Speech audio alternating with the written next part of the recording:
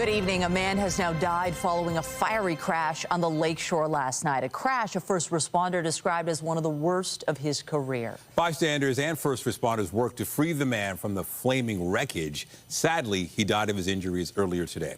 CTV's Janice Golding has the story.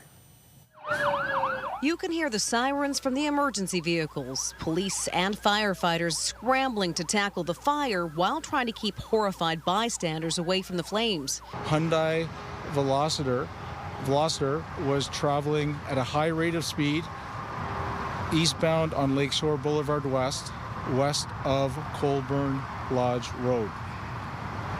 At one point, it hit a curb, then it hit a hydro pole. That pole came crashing down on the hatchback, trapping the driver inside. At that point, a number of citizens came by and attempted to extract the driver from the motor vehicle. About a minute or two later, a large fire erupted. That is a scene emergency responders arrived to at 10 to 9 p.m. last night. A car fully engulfed, distraught bystanders literally clutching their heads in grief. Their initial fire attack was to put out the fire. Then we got into a very extensive extrication effort. There's a concrete pole on top of the car with the driver trapped underneath. It took approximately 40 minutes to get the driver out. Toronto Fire says they had 2 heavy rescue squads and 5 other support vehicles at the scene. We used just about every piece of equipment we had in the toolbox for this one.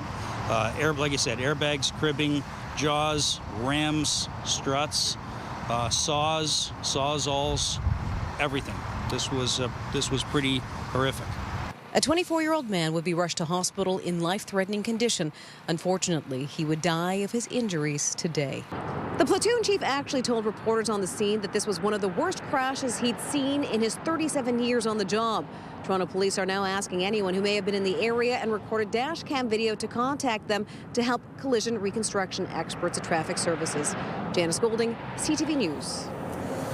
Police in Durham region are investigating after a body was found inside a burned-out limousine in Whitby.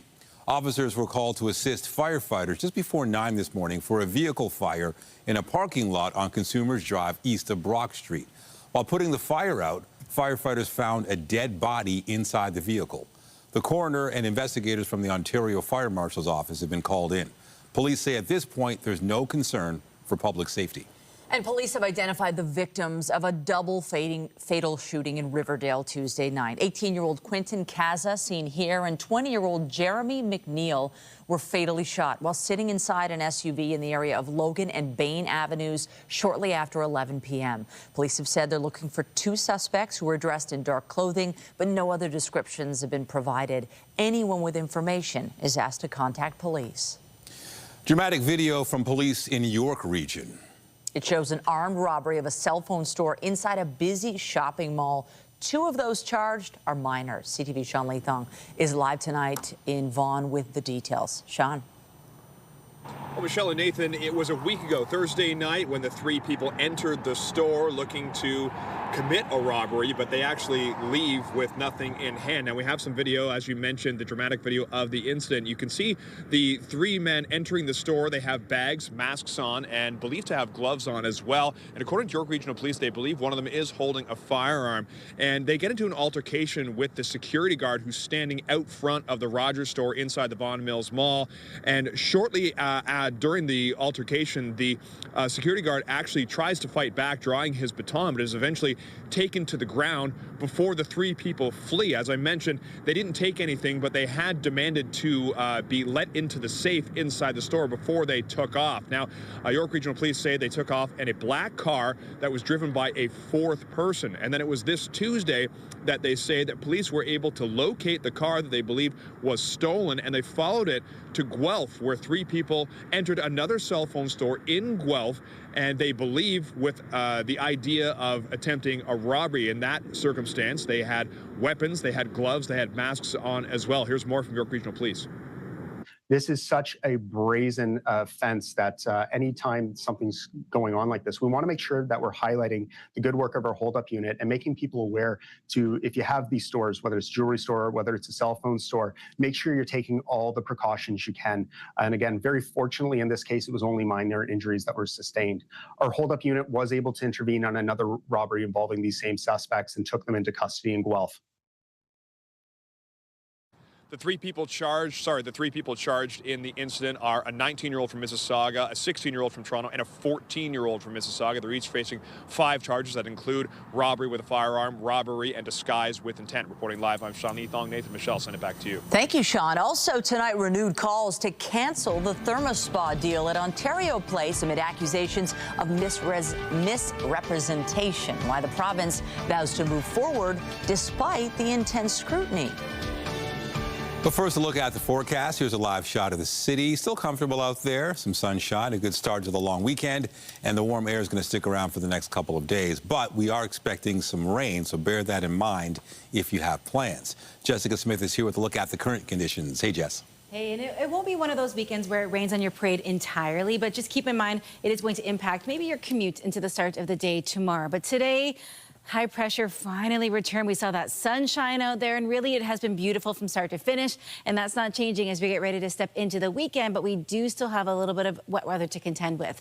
Right now, we're sitting in kind of the low double digits for the most part, warmer through Windsor. We're at 13 through Hamilton, 9 in Kingston, 10 in Ottawa. As we head through the rest of our evening, nice and clear. We're looking at 10 through the islands right now, 11 through Pearson, an east-southeasterly or a south-southeasterly wind, so it's still quite mild and quite warm. Tonight, sitting pretty much on par for seasonal, but the cloud cover rolls in tomorrow, but the rain isn't an all-day issue. I'll break it all down coming up in your full forecast. Right now, back over to Michelle and Nathan. Thank you, Jess.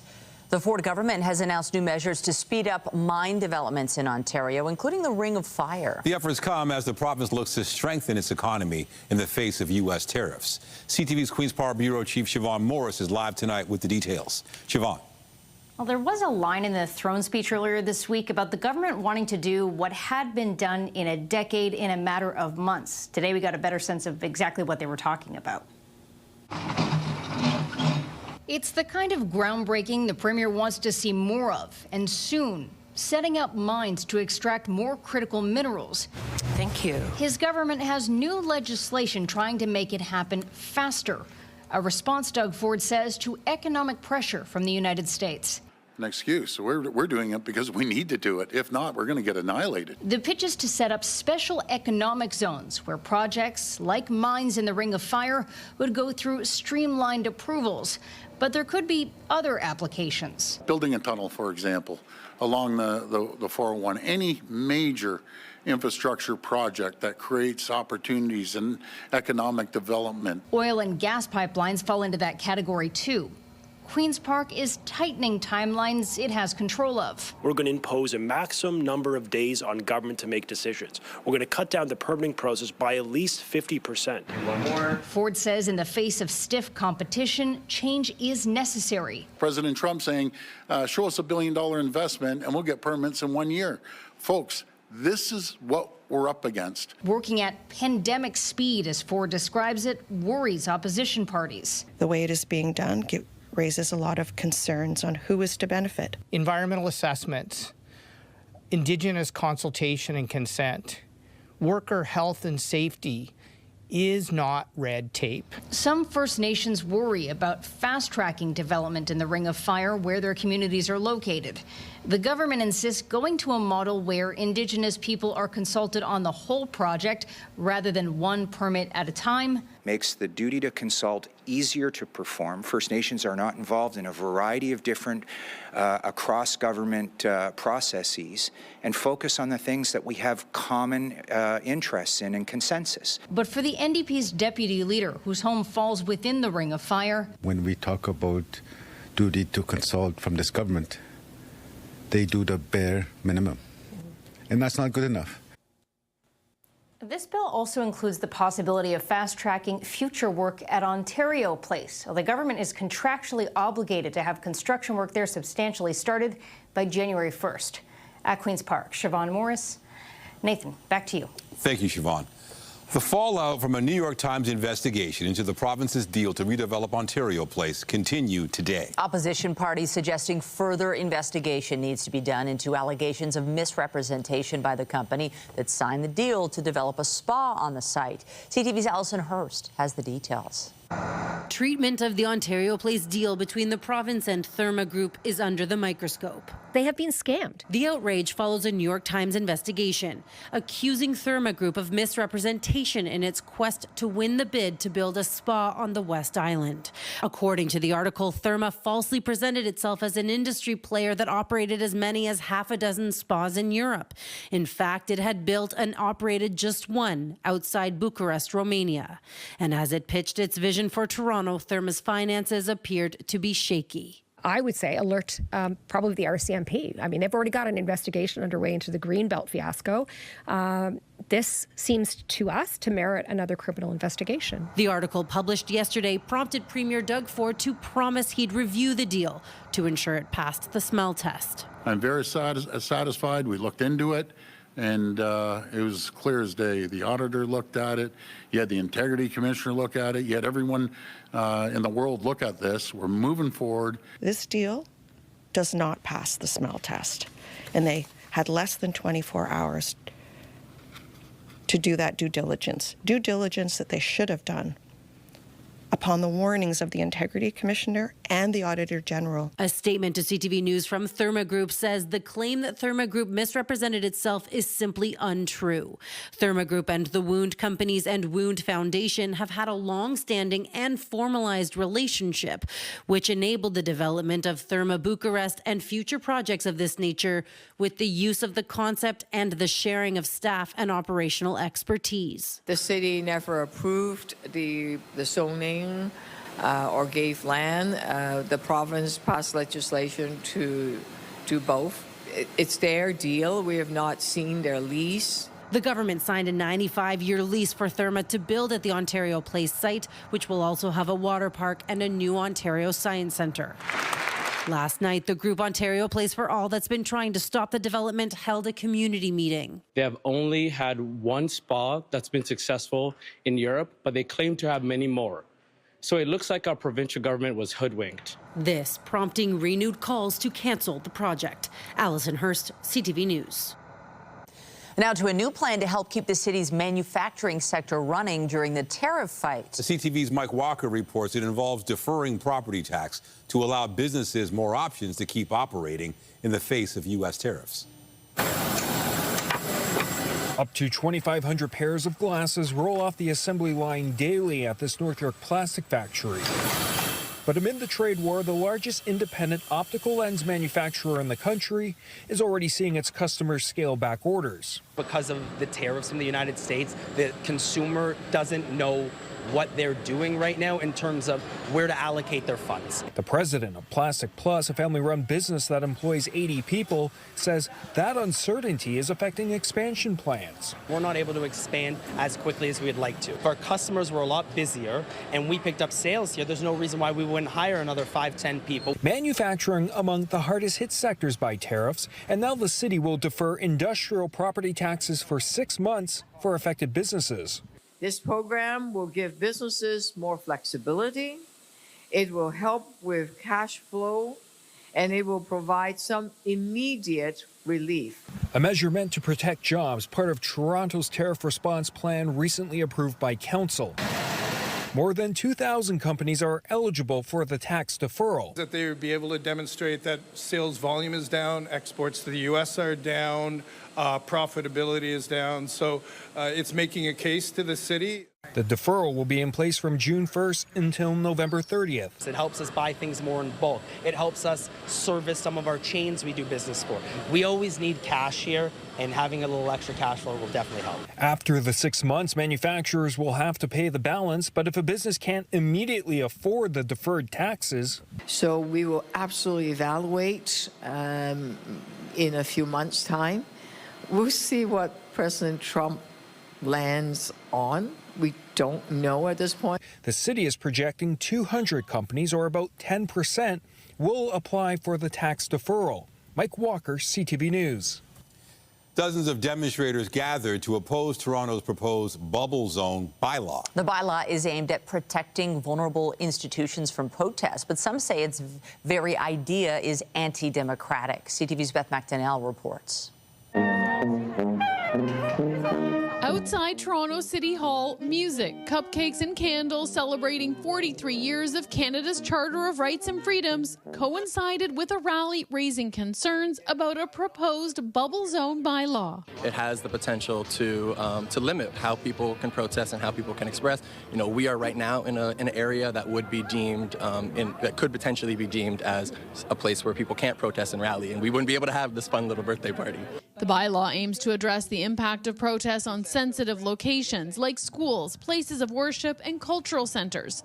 Some unions, community, and civil liberty groups believe the move is anti-democratic and argue police already have the necessary tools to stop hate and violence. Could be extremely detrimental to our charter rights, our right to democratic expression, our right to assembly, free speech, etc. Some city councillors also have reservations. That we don't go in a Trumpy kind of direction at the same time as we're trying to protect people. I don't think that governments should be dictating what can be said out in the public square. Now through May 1st, the City of Toronto is working on a consultation process to develop a proposed bylaw around protests outside vulnerable institutions. People can share their views through an online survey or written submissions. Bubble zones are a well-established. City Councillor James Pasternak has been pushing for a bubble bylaw, which he believes is long overdue, in front of staff for over 18 months. Pasternak says Brampton, Vaughan, and Oshawa already brought in bubble zones, and they don't limit assembly or free speech. Bubble zones, whether they be in front of abortion clinics or frontline healthcare workers or places of worship, have been upheld by the courts. They've been in place, and they keep everybody safe. He points out most members of council were not at the rally. Important to remember that charter rights are for everybody. It is my right to protest. It is my right to enter my place of worship. He says a written bubble zone bylaw is expected to be in front of council for consideration at the end of May. Beth McDonnell, CTV News. We're learning new details about a fatal crash in Pickering yesterday afternoon where a car drove into a bus shelter. It happened around 2:30 near Kingston and Brock Roads. Police say the driver involved was heading westbound when they lost control of their vehicle, struck two vehicles, and slammed into the victims who were near the bus shelter. A 31-year-old woman died en route to hospital. A 26-year-old man was rushed to a trauma center with serious injuries. He is expected to survive. The driver remained at the scene and is cooperating with the investigation. No charges have been laid. And in Ajax, a 78-year-old woman has died following a head-on crash yesterday afternoon. Three vehicles collided on Kingston Road West near Elizabeth Street. The female driver of another vehicle was taken to hospital where she remains in serious condition. Kingston police say a call to a local hotel this week led to the discovery of a stash of drugs in an unexpected hiding place. Police say they were called about a guest who allegedly threatened staff. While searching the person's hotel room, police say they found fentanyl, cocaine, and meth all stuffed inside a whole rotisserie chicken. Police say they also seized two pellet guns. A 44-year-old suspect from the GTA faces charges, including drugs and weapons offenses and uttering threats. Still to come, it's an annual Easter tradition for the Pope. Francis made a visit to a prison today, but he did have to break from tradition as he recovers from double pneumonia. We'll explain shortly. Turning now to the federal election campaign, and we're less than an hour away from the start of the English language leaders debate. Parties are looking to secure Canadian support in their second face-off after last night's French debate. Deciding Quebec's priorities isn't your jurisdiction. I don't go to your house and tell you how to pay your wall, do I? I know how to negotiate, and I agree with Mr. Singh. We need to start by saying what's never going to be on the table. I'm going to put Canada first. I will never compromise Canada's interests. You would make Canada more like the That's United States. You would Americanize our healthcare system. That's not true. The leaders of the Liberals, Conservatives, NDP and Bloc Québécois all made their cases to voters with a focus on shoring up support in Quebec. Absent from the stage was Green Party co-leader Jonathan Pedneau after the debate commission said his party no longer qualified. The party will be absent once again in tonight's English language debate after revealing its fully costed platform. CTV's Jeremy Charon has the details. A pitch from Canada's Green Party leader today for anyone he says is fed up with the status quo. We must do better. Our plan isn't just a list of promises, it is a vision. That vision, Jonathan Pedneau says, is rooted in social justice, collective sovereignty, and respect for the planet. A vision where housing is a right, not a luxury. A vision where every person earns enough to live with dignity. In releasing its fully costed platform, the Green Party promises to build more than 1 million affordable homes, reduce taxes for Canadians making less than $100,000, and increase the corporate tax for businesses making large profits. When it comes to energy, Pedneau says his party would make Canada a leader in clean energy and end the fossil fuel era. We can invest instead in wind, in solar, in geothermal energy. We can and we will build a national grid powered entirely by renewables. The party's platform also pitches green ways to reduce Canada's dependence on the U.S. It all comes just a day after Pedneau was disinvited from the debates, which he calls a big mistake, and says his party is weighing next steps. We'll continue to explore every option, but we need some time to do that. In the meantime, I think the Commission should resign. The Green Party is the first to release its fully costed platform. The other parties have promised theirs are coming too, but have faced some criticism for not doing so yet. Jeremy Sherrill, CTV News, Ottawa. And ahead of tonight's debate, the latest polling from Nanos Research shows the race is tightening, although the Liberals remain ahead. The Liberals are down more than a point to 43.5% support, while the Conservatives are up a point to 38.8%. The NDP sit at 8.7%. The margin of error for the survey is about plus or minus 2.7 percentage points 19 times out of 20. So, the reality is that it could realistically be like 41, 41, 42, 42 between the two parties. So it is tight when it comes to the ballot numbers. But, the thing is, the reality is we're still in a two-party race. And when it comes to preferred prime minister, the latest poll shows Liberal leader Mark Carney dropping more than 2 points to 47.4%. Conservative leader Pierre Poilievre is down slightly to just under 34% support. NDP leader Jagmeet Singh is up just a bit to 4.7%. And stay tuned to watch the English language leaders debate. It'll air right here on CTV after the newscast. Well, shock and sadness in Tallahassee tonight after a gunman opened fire on the campus of Florida State University. FSU police responded immediately, engaged, neutralized, and apprehended the shooter. 2 victims of deceased are deceased, and 5 individuals have been transported to a local hospital with gunshot wounds. Investigators say the gunman is believed to be a 20-year-old student. They also say he's the son of a sheriff's deputy who used a former service weapon to carry out the shooting. There's been no word on a potential motive as the search for answers gets underway. No, sir. U.S. President Donald Trump hosted Italy's prime minister for talks at the White House. Giorgia Meloni is the first European leader to have a face-to-face with President Donald Trump since he announced and then suspended 20% tariffs on European exports. We had a meeting yesterday with Japan. As you know, we've had numerous talks, very, very at the highest level, frankly, with other countries. Yeah, we're doing very well, and we're moving along on trade very well. The United States was ripped off and taken advantage of by every country in the world, practically. I mean, I have to say practically, but just about everyone. That's not going to happen anymore, but we're going to make fair deals. Both leaders said they were hopeful an agreement could be reached to prevent a broader trade war. I'm sure we can make a deal, and I'm here to help on that. I cannot, deal in the name of the European Union. My goal would be invite President Trump to pay an official visit to Italy and understand if there's a possibility when he comes to organize also such a meeting with Europe. I think the best way is that we simply speak frankly about the needs that every one of us has and find ourselves in the middle. us. Thank you very much. Later in the Oval Office, Giorgia Meloni said Trump had accepted her invitation for an official visit to Italy. Meanwhile, in Italy today, at least 4 people were killed after a cable car snapped. It happened in a town south of Naples. Officials there say a group of tourists were on board when their cabin went crashing to the ground. 16 others were rescued from a separate cabin that was stuck in the air after power was suspended to the line. American and European officials gathered in Paris today, holding talks about securing Ukrainian safety and efforts to stop the invasion launched by Russia more than 3 years ago. Because I think everybody wants to get peace, sure, and a robust and sustainable peace, which is something we clearly all pursue. And now the question is about the phasing of the way to approach.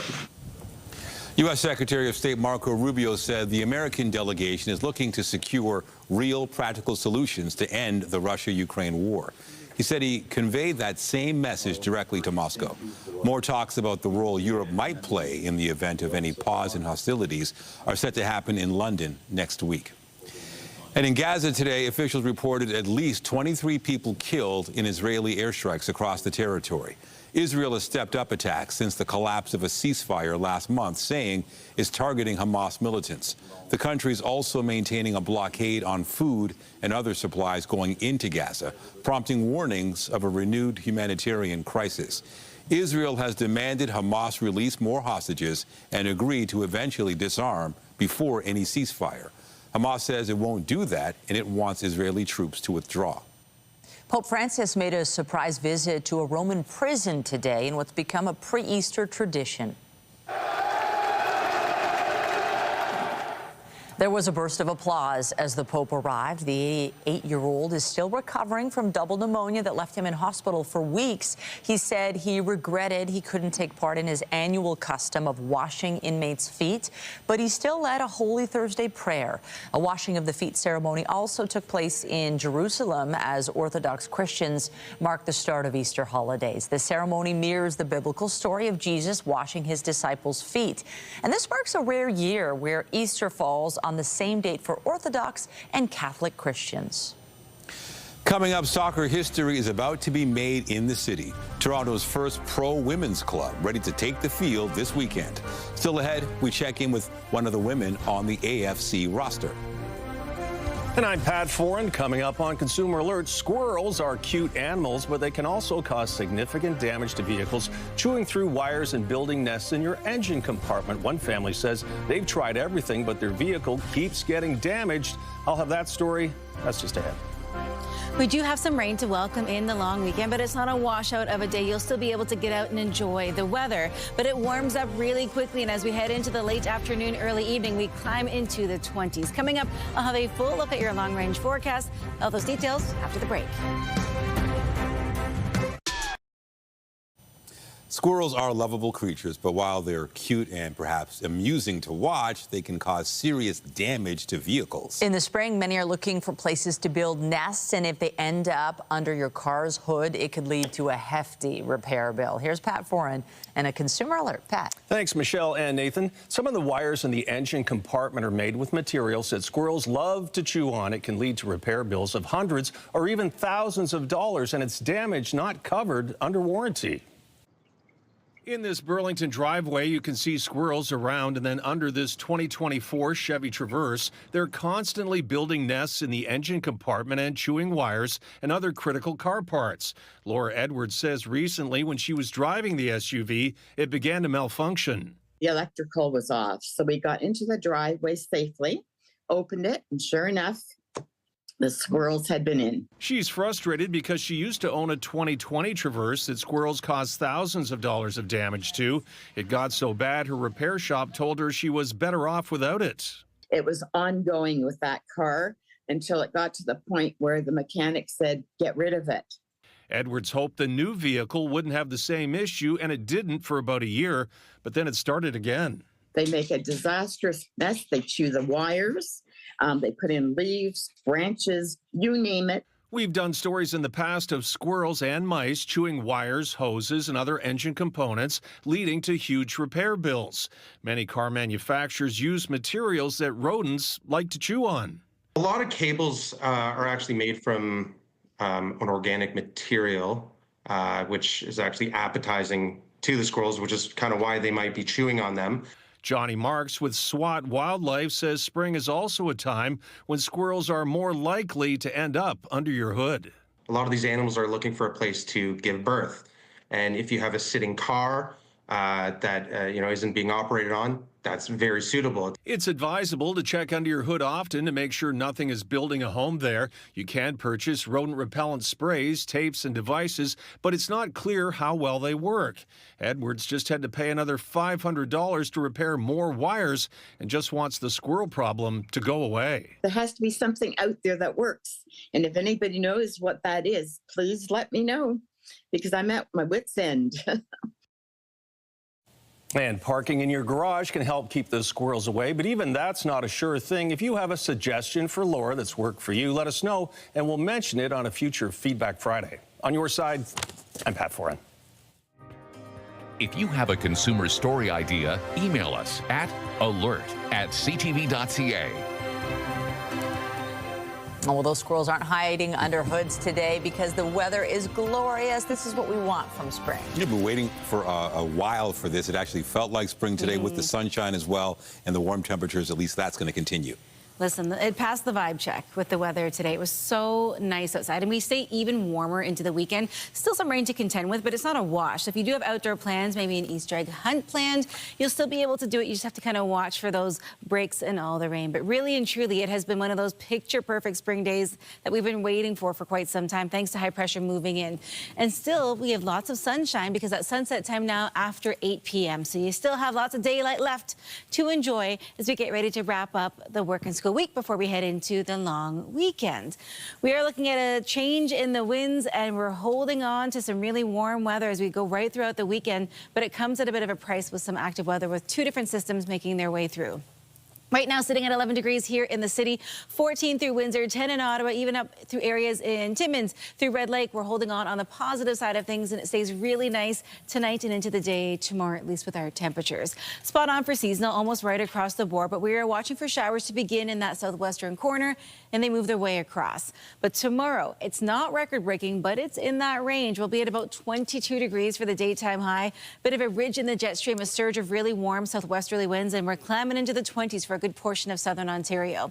We're watching this system, though, make its way across, pushing out that high pressure that worked so hard today, bringing all that sunshine. But we have two different lows making their way through, bringing a wave of rain through two different parts of our weekend, through your Friday and your Saturday. So let's time it all out. Again, this evening, really quite beautiful, nice and clear until the early morning hours tomorrow. We are looking at some late morning shower activity along with some embedded thunderstorms. It's kind of that pack-a-punch type of rain. Heavier showers up through areas just kind of east of Owen Sound, and if you're heading up towards, say, Cottage Country, it could be a bit of an issue in the morning, but by the afternoon, the bulk of it is gone. We do get a nice break. We get a little late day sunshine as well. There's a slight chance of maybe some pop-up showers into the late afternoon, but the bulk of it really is in the morning. And heavier showers do persist, again, areas north of Peterborough and into eastern Ontario. So if you're heading out to, say, maybe towards Ottawa.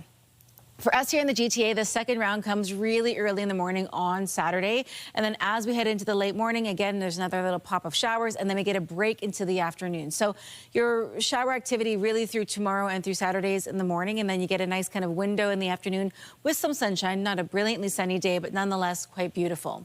As you head into Sunday, though, that's your break over the weekend where you get sunshine really from start to finish. But temperature-wise, we climb above seasonal and we stay there through your Friday and your Saturday. 22 degrees for your daytime high again on Friday, 15 for the low. It's a breezier southwesterly wind tomorrow, so it's going to be a little windy if you're spending some time outside, but overall into the 20s, not so bad. We stay at 19 as we head into your Saturday. We dip down on Sunday, but that is just back to where we should be for this time of year. And a little cooler still as we watch another round of showers roll through in time for Monday. But heading in towards the bulk of next week, we see lots of sunshine, a very seasonal forecast, and finally spring is starting to feel like spring. Hopefully this helps you plan as you step in towards the long weekend. Nathan, I will send things back over to you. Thank you, Jess. Also tonight, recognizing signs of distress in your kids and how to best approach the subject of mental health. The results of an alarming new report on young people coming up. Recent figures show a jump in young people reporting their mental health as fair or poor. And as our health reporter Pauline Chan tells us, you may be surprised to hear just how young children experiencing mental health issues can be. A recent survey of Canadian children and youth aged 12 to 17 showed the number reporting their mental health was fair or poor doubled between 2019 and 2023 from 12% to 26%. And Elizabeth Colley points out that kids under 15 weren't included in previous studies. So it's hard to compare previously, but what we're seeing now is that 70% of mental health issues start before the age of 15.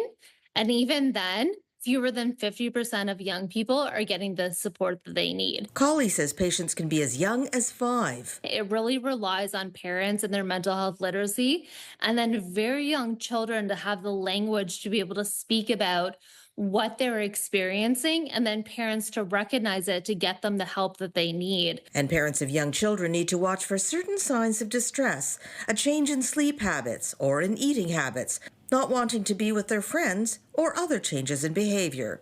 How should parents approach the topic with kids? And it's worth a conversation to say, you know, what's going on in your life? Are you having trouble at school? And to engage in those conversations as an active adult. She says early treatment can help avoid bigger problems later, and it can be as simple as talking with a school counselor. Colley is calling for a standardized system of mental health education across Canada, and she urges more investment in free services for children so the financial burden won't be a barrier for families. The average cost for psychological support is $220 a session.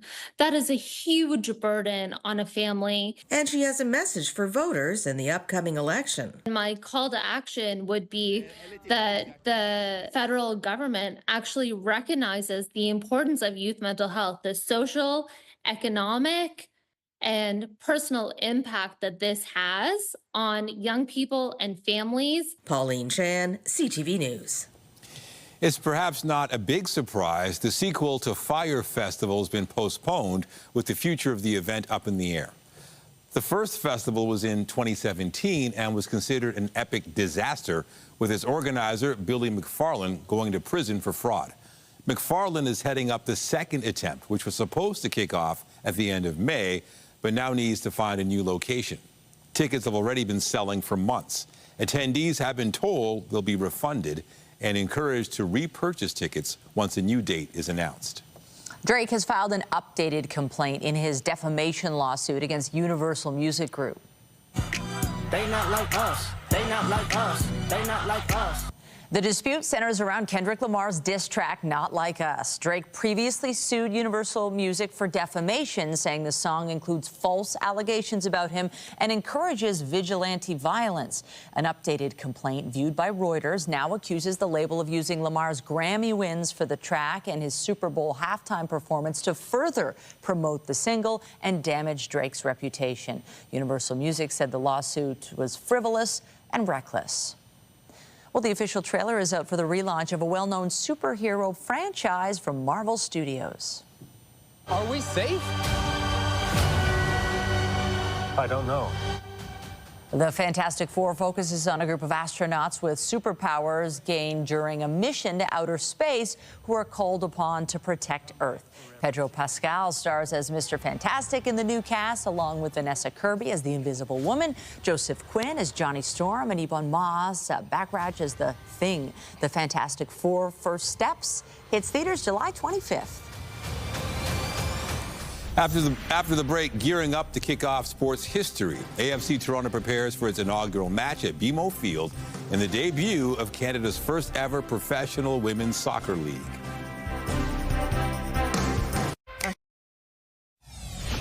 This was pretty horrific.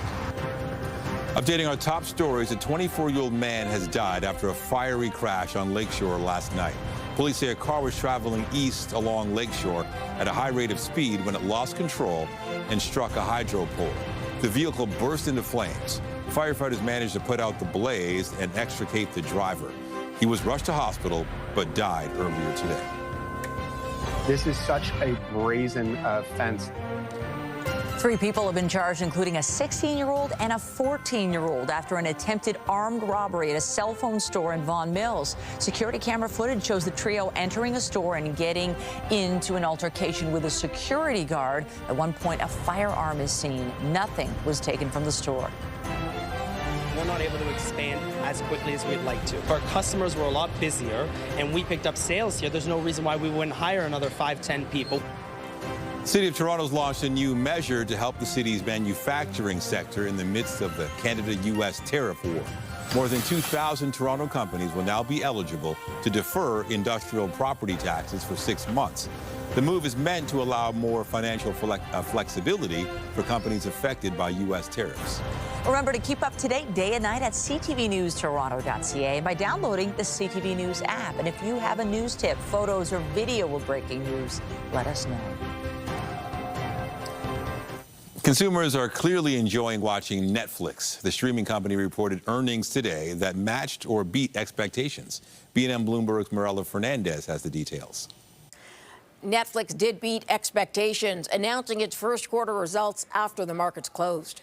The streaming service reported a revenue of $10.5 billion, bang on the estimate, and that's 13% higher year over year. Netflix also beat on earnings per share, which came in at $6.61. The estimate was $5.68. Here's how the trading day ended. The Canadian dollar did end the day up, hitting $72.24. West Texas Intermediate is up more than $2 today to $64.01. Our fix on Western Canadian Select has it up to $51.32. And the TSX stayed above 24,000, up 86 points today to 24,192. Those are your business headlines. I'm Mirella Fernandez. The Business Report is brought to you by Canadian Western Bank, the bank built for business.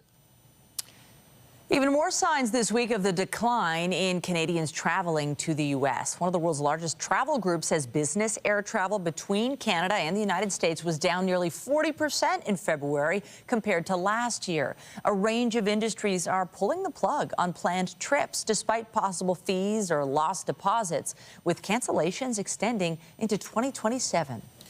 Also making headlines in the business world, U.S. President Donald Trump lashed out at Federal Reserve Chair Jerome Powell.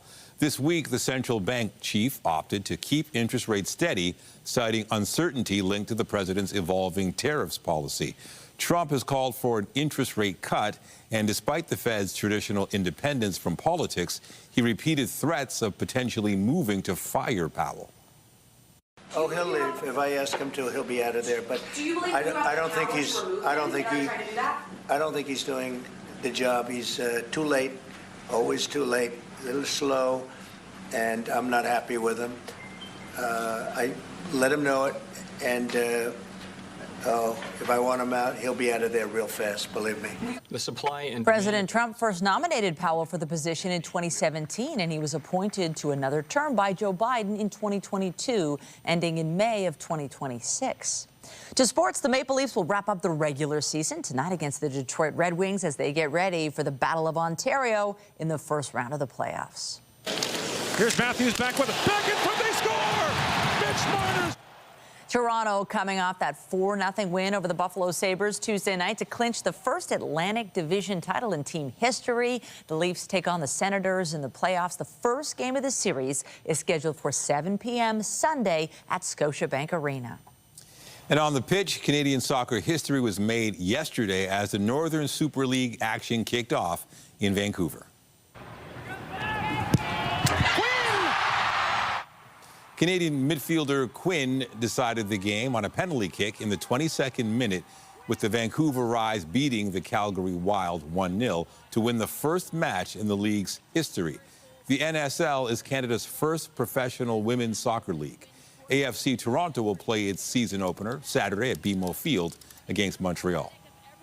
You can prepare yourself as much as possible, but again, this is like a moment in history that has never been done before. So I think we just got to enjoy the moment, but at the same time compete and at the end of the day get a result for all those people that are coming out to support us. And in one sign of that hometown support, AFC Toronto confirmed this afternoon that its inaugural match is officially sold out. All 14,500 seats available at BMO Field. It gets underway Saturday at 4 p.m. Just ahead, they are the calm voice on the other end of a 911 call, a lifeline in times of emergency. The city honors its outstanding telecommunicators. They are the first of the first responders, the people who answer the phone and dispatch the emergency services when you call 911. Today, the City of Toronto honored some of their top telecommunicators. CTV's Natalie Johnson was on hand to MC this morning's ceremony that recognized the city's top communications operators. Awards were handed out to members of Toronto Police, Toronto Fire, and Toronto Paramedic Services for Dispatcher of the Year, Call Taker of the Year, and Team of the Year, among others. This is the 25th year the city's 3 emergency services have recognized those who answer 911 calls, provide crucial support, and dispatch emergency responders. This week is National Public Safety Telecommunications Week in both Canada as well as the United States. Wow, congrats to all. Good to see. They deserve it. Honestly, I've been in that call center, one of them, and the calm under pressure is just amazing. It is such a skill. Turning our attention to the weather forecast and a little bit more of what we saw today. A little bit more, even warmer. So if you've been waiting for kind of that warm-up, we've had such a cold couple of days, today was just kind of the warm-up to the actual warm-up. We are looking at a little bit of rain, but it will not dampen too many of the activities as we head throughout the rest of our weekend. A little cloud cover moving in as we head through the rest of our evening, but overall temperature-wise not bad. Still sitting at 11 here in the city, 14 in Windsor, 10 in Ottawa.